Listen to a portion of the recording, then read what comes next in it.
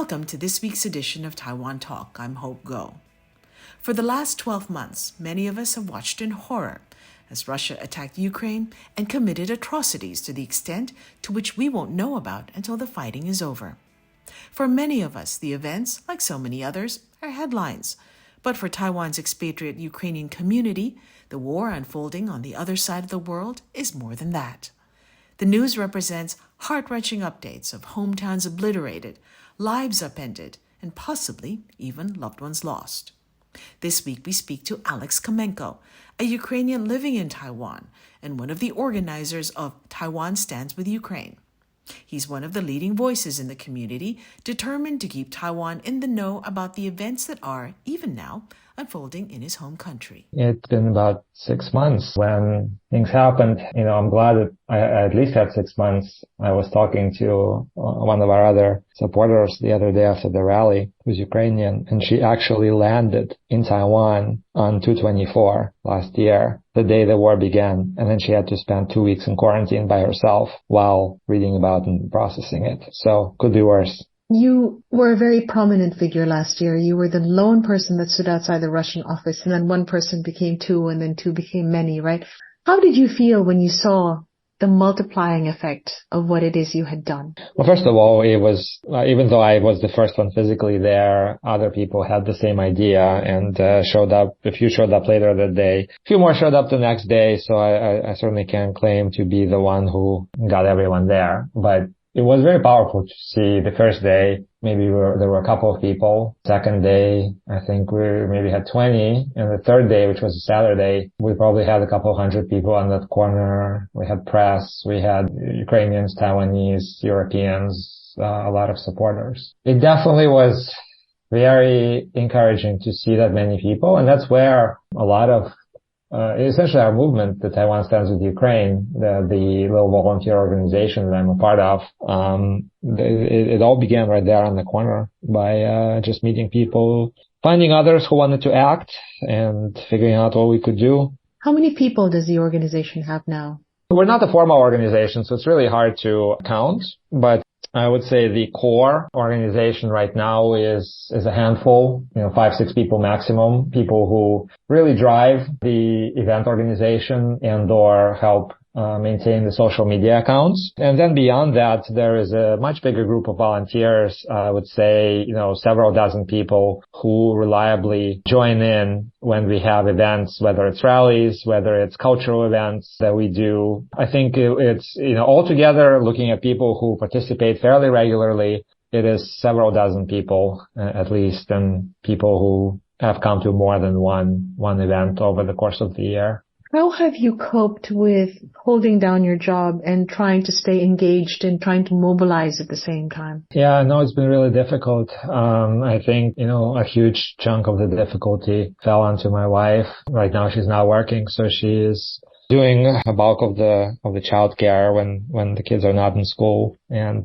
just generally helping hold down the fort while I'm balancing family work. I work at night. I consult part-time for an American company, so I'm able to have my days largely free, so I can still do school pickups and study a little bit of Chinese, and I protest, I organize, and just try to balance everything. But yeah, it has not been easy.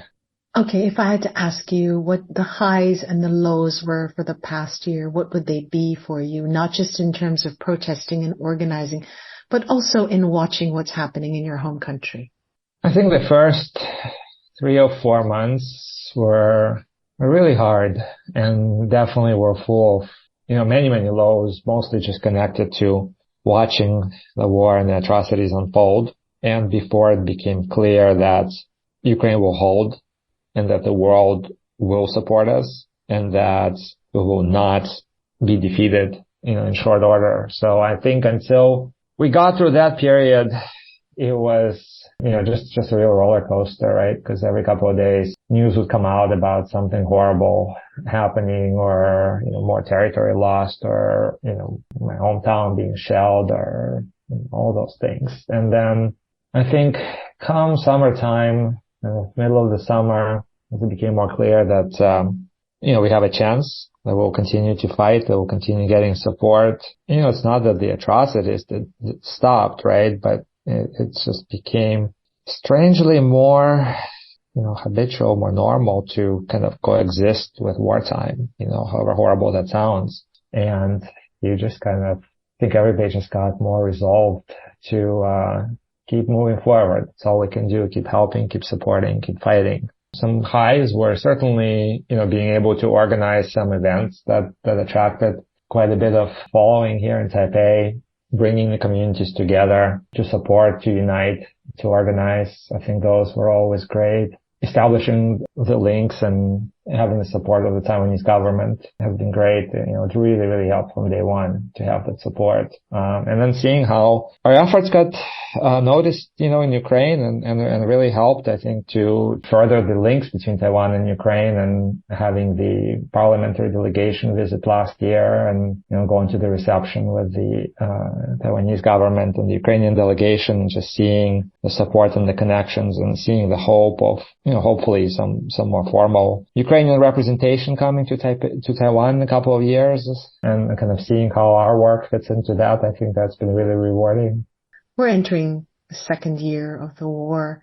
How do you hope to sustain Taiwan's interest in what's happening on the ground in Ukraine? Yeah, this is something we ask ourselves quite a bit, and in the end, all we can do is just get up every day and try to do something, right? So we'll continue organizing events, rallies, cultural events. We are working on launching a crowdfunding campaign. I was hoping to launch it at the 1-year rally. I wasn't able to because some of the regulations surrounding crowdfunding, and I haven't been able to find an organization that will be able to help us fundraise, but continuing to work on it, and I think we will launch that in the next month or so. And I think there's certainly appetite for people helping, and we hope to raise a significant amount of money and just continue the work we do today with our smaller scale fundraising, where we channel money directly to projects in Ukraine that put that money to work. And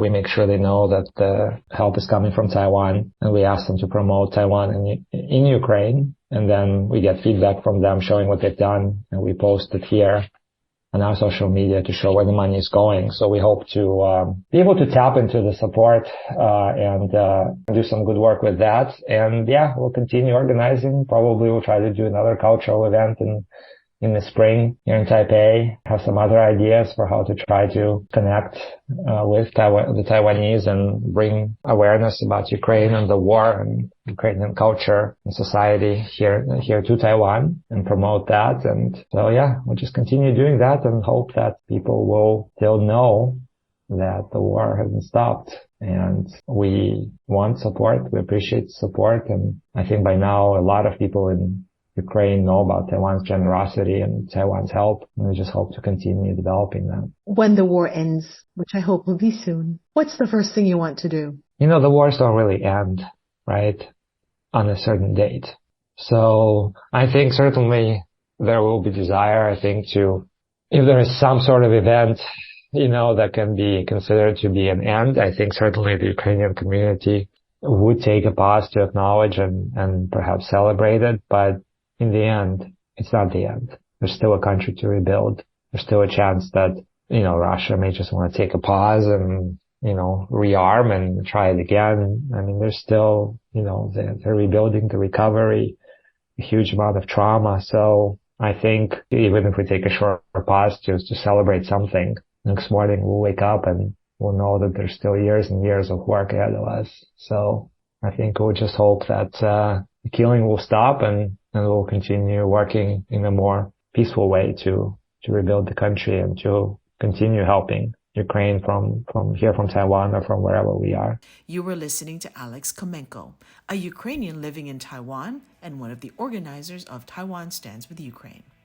And that does it for this week's edition of Taiwan Talk. Do join us again next time. Thank you for tuning in.